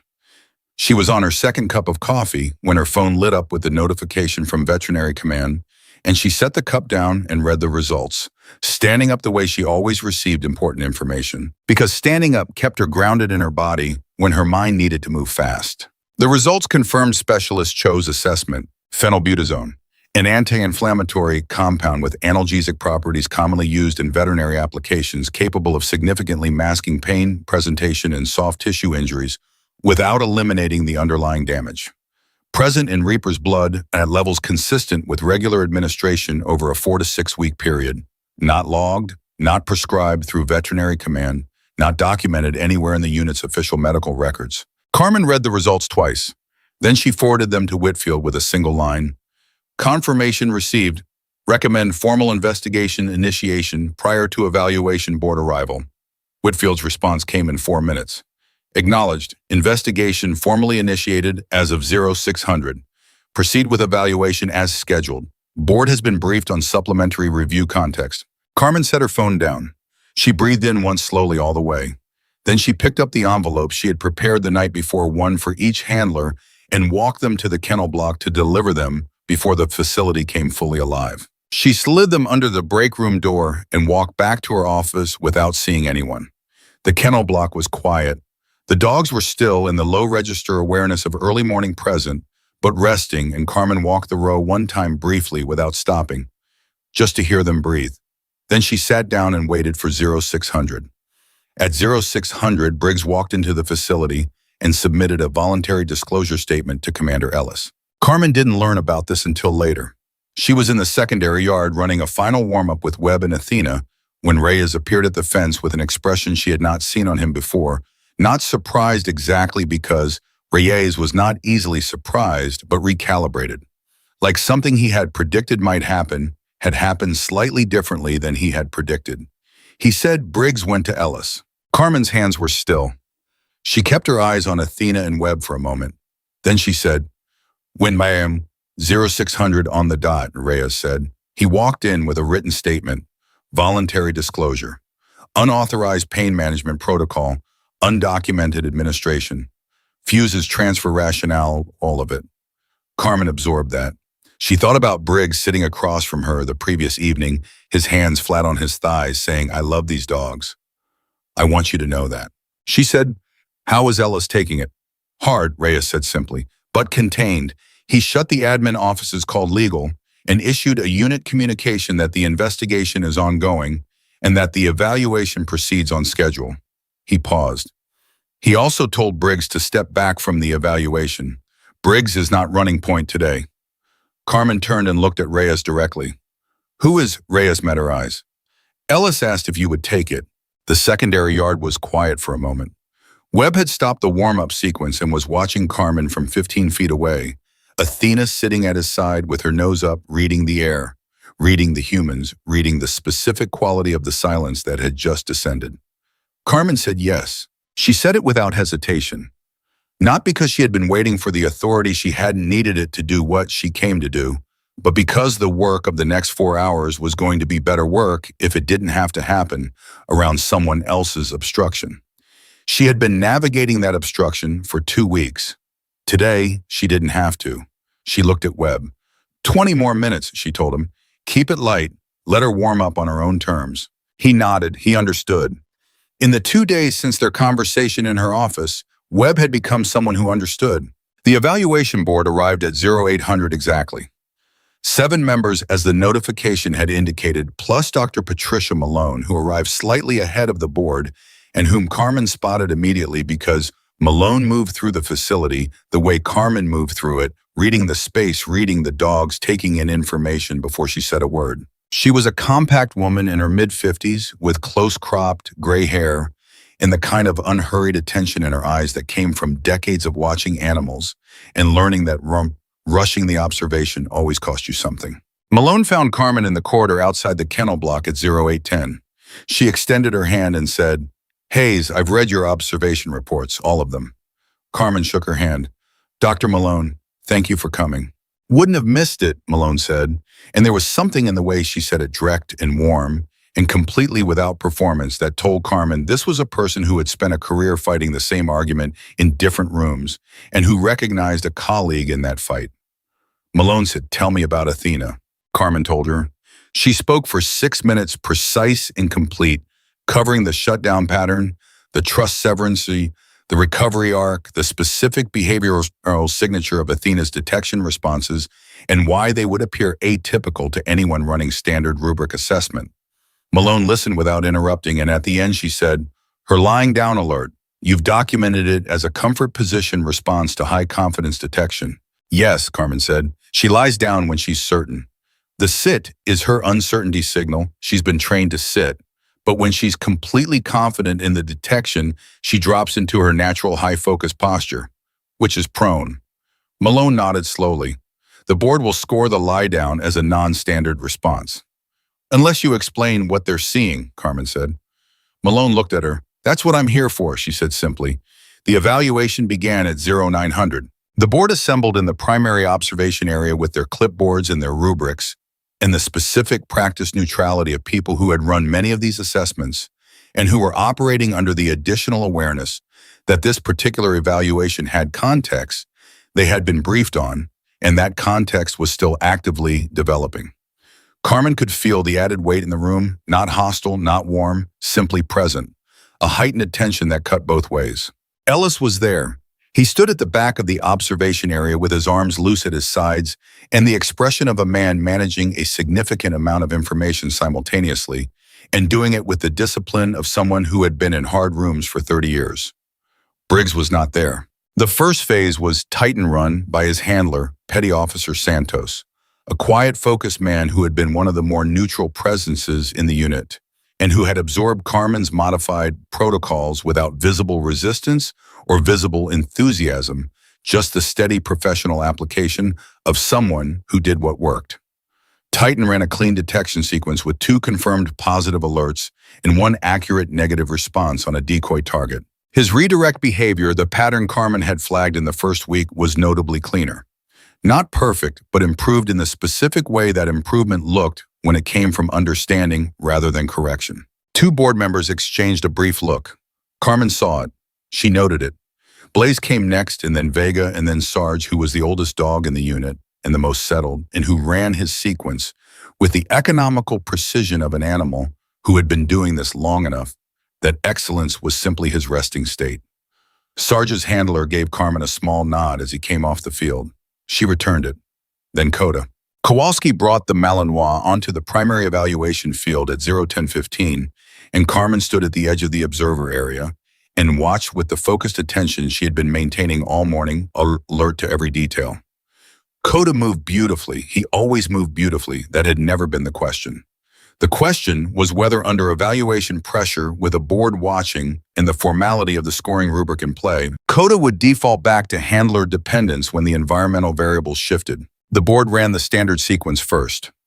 Coda executed it perfectly. Alert on target, 1 negative, on decoy alert. On target 2, clear handler communication throughout. 2 board members made check marks. Clean. Then the evaluation supervisor called for the stress tolerance phase, which involved an environmental disruption, a change in the spacing of the target placement, combined with an auditory distraction designed to test whether dogs maintain detection accuracy under novel pressure. Coda hit the disruption, and Carmen saw the pause, the microsecond of uncertainty. She could feel Kowalski feeling it from 20 feet away. The handler's breath changed almost imperceptibly, the slight forward lean that was the physical expression of the impulse to intervene. Carmen willed her to hold. Just hold. Kowalski held. Coda stood in the disrupted environment for 3 seconds that felt much longer than 3 seconds. Then he turned back to the field. He moved through the changed spacing. He found the target. He sat in front of it with the clean, grounded certainty of a dog who had resolved the problem himself. His handler check when it came was not a request. It was a report, so on. From behind Carmen, she heard one of the board members say quietly to the person next to him, "That's a different dog than the one in last quarter's logs." She didn't turn around. She kept her eyes on Coda and Kowalski, but she felt those words land, and she held them for a moment because they were exactly right. He was a different dog. Not because he had been transformed into something he wasn't, but because he had been given back something he already had. The board member who had spoken said, "What did they change?" The person next to him said, "I don't know, but I want to know." Carmen allowed herself one small exhale. Then Athena came onto the field and the room changed. It was 0:10:52. Webb walked Athena to the starting position with the quiet, attentive presence he had developed over the past 2 days, not directing, not managing, just accompanying. Athena moved with a kind of deliberate, focused ease that Carmen had been watching build for 2 weeks. Her head was up, her ears were forward, her whole posture had the quality of an instrument that had been properly tuned, not tense, not loose, but exactly right. The board ran the standard sequence. Target 1. Athena moved through the field with her nose working in the long, sweeping pattern that was her particular genius, not the quick, efficient triage of a high-drive Malinois, but the thorough, layered environmental read of a dog with exceptional olfactory processing depth. She reached target 1 and she sat. Clean alert, standard response, 2 check marks from the board. Carmen breathed. Target 2. Decoy placed. Athena moved through, dismissed the decoy with a nose touch and pass that was textbook perfect, continued to target 2, and sat again. Clean, check marks. Then the stress tolerance phase, and this was the one that mattered most. The board supervisor reconfigured the field with the disruption protocol, changed spacing, auditory distraction, a third element that Carmen hadn't been briefed on, which turned out to be a secondary handler, walking through the field during Athena's search, creating a human distraction variable. Athena worked the disrupted field. The secondary handler walked through.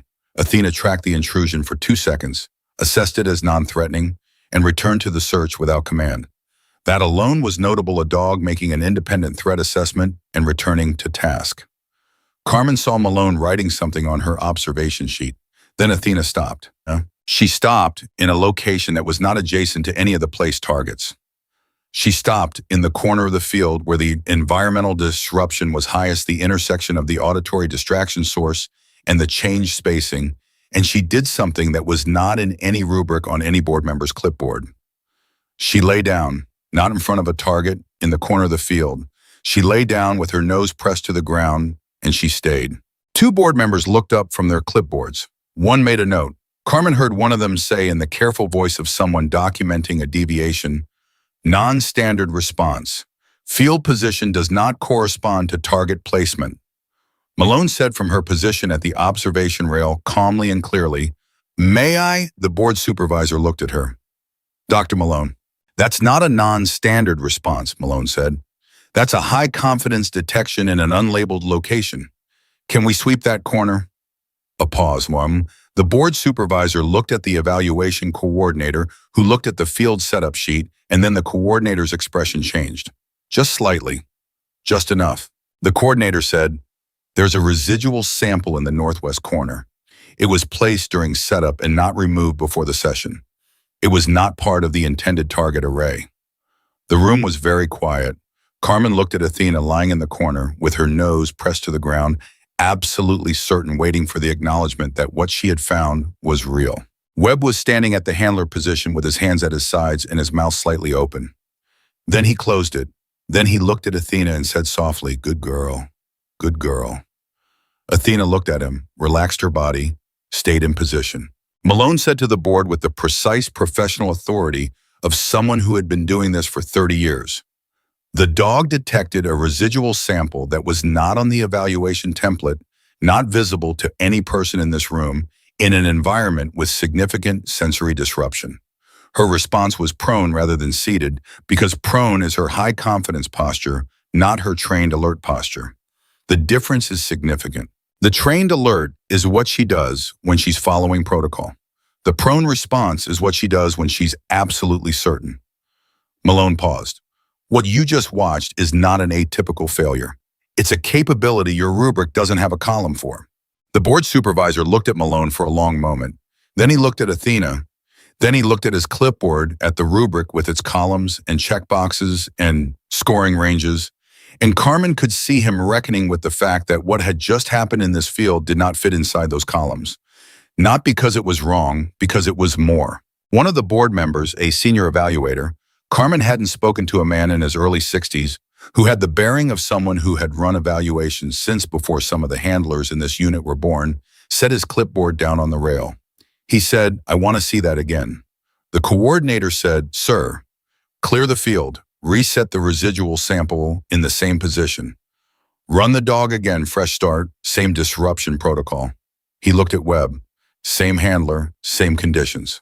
Webb looked at Carmen. Carmen gave him one small nod. He looked at Athena. He said, "You ready?" Athena stood up. She shook herself once, that full-body reset that dogs did, clearing the last moment to be present in the next one. She looked at Webb with those forward-facing eyes.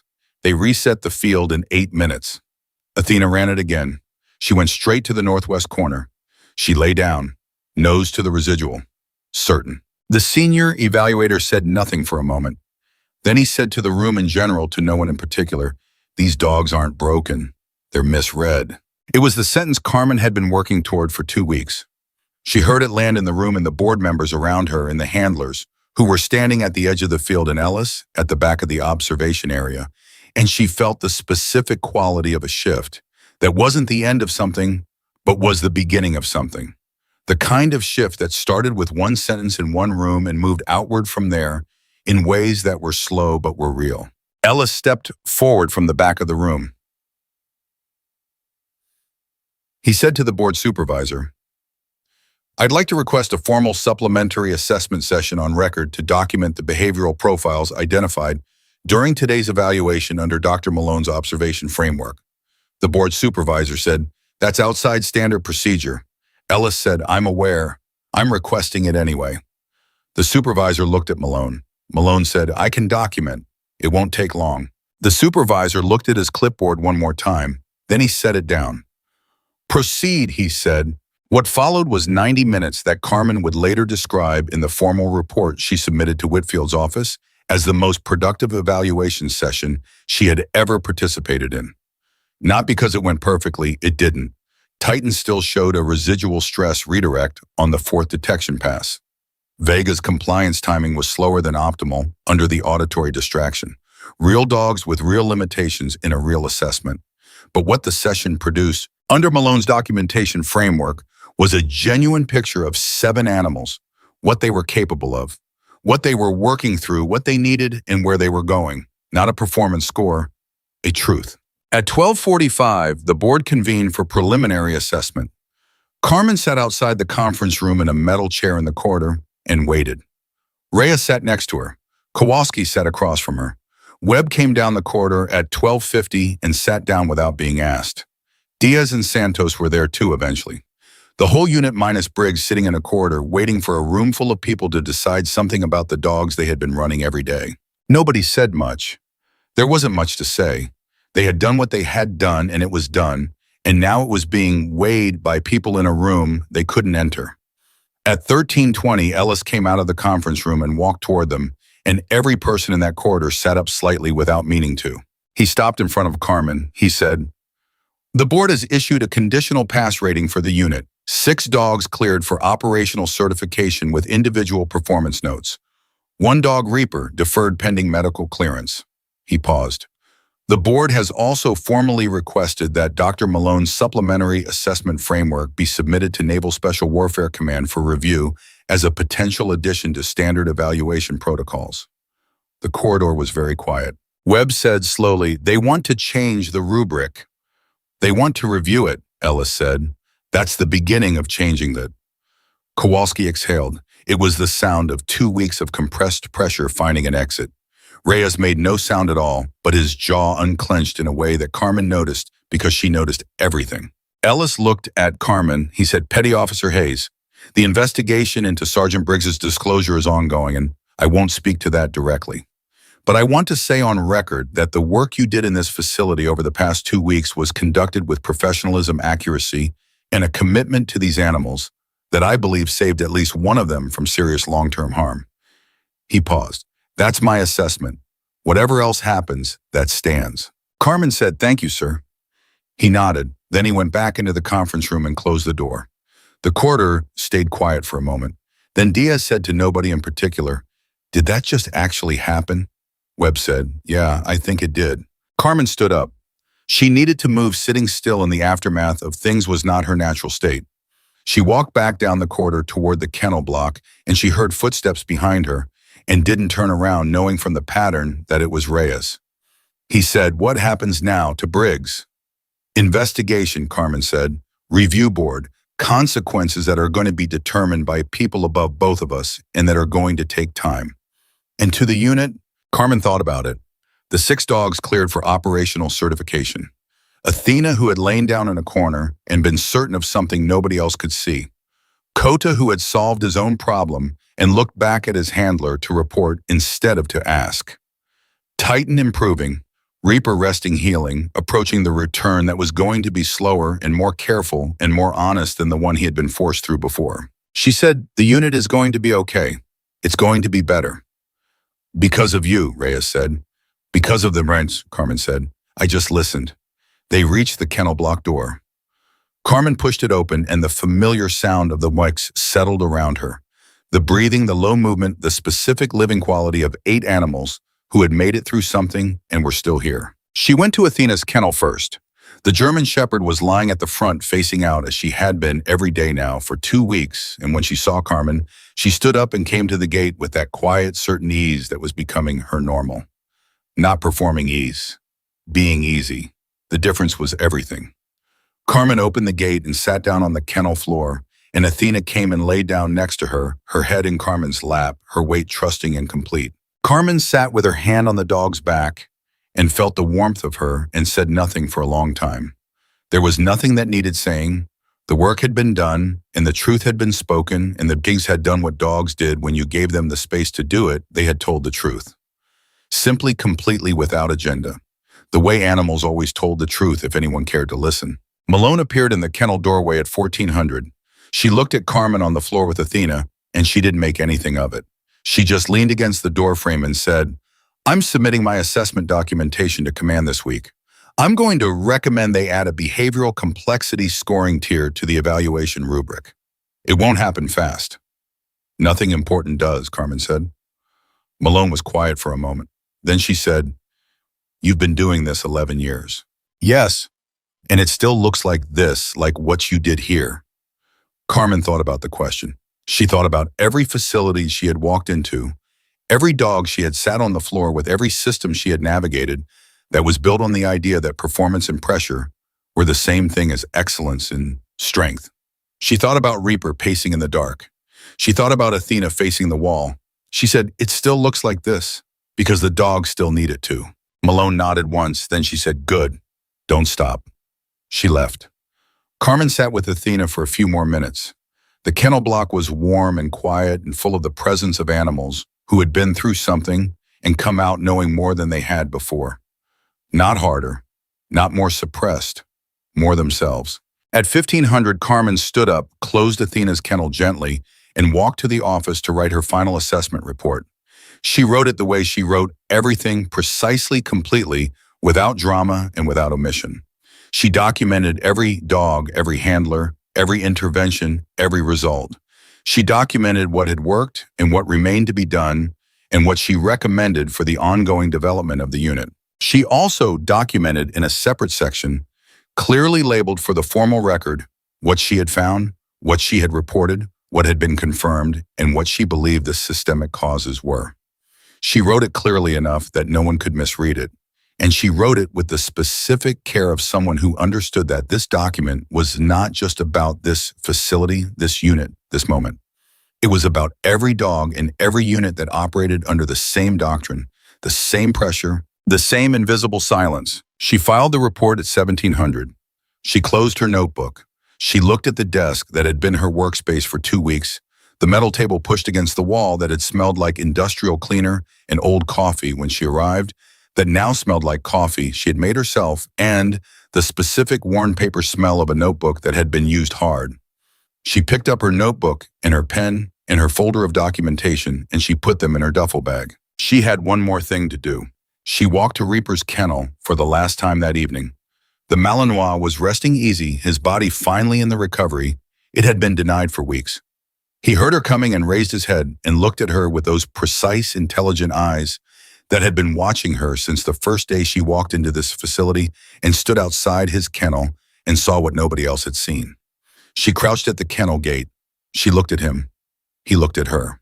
She said, "You're going to be all right. They know now. They're not going to miss it again." Reaper looked at her for a long moment. Then he put his head back down. Not dismissal completion. The way an animal accepted the end of something that had been hard and the beginning of something that was going to be better. Carmen stood up. She picked up her duffel bag. She walked the length of the kennel row one final time slowly, and every dog she passed was present and forward-facing and full of the living intelligence that had never left them, that had only been waiting to be seen. She pushed through the exterior door into the late afternoon air and stood for a moment with the duffel bag on her shoulder and the completed report filed and the investigation opened and 7 dogs certified and 1 dog healing and an evaluation rubric under review in a command office 3 states away. She had arrived with 1 bag and no escort and been told nobody wanted her there. She left with the truth on the record and the dogs impossible to ignore. And that in the end was exactly what she had come to do.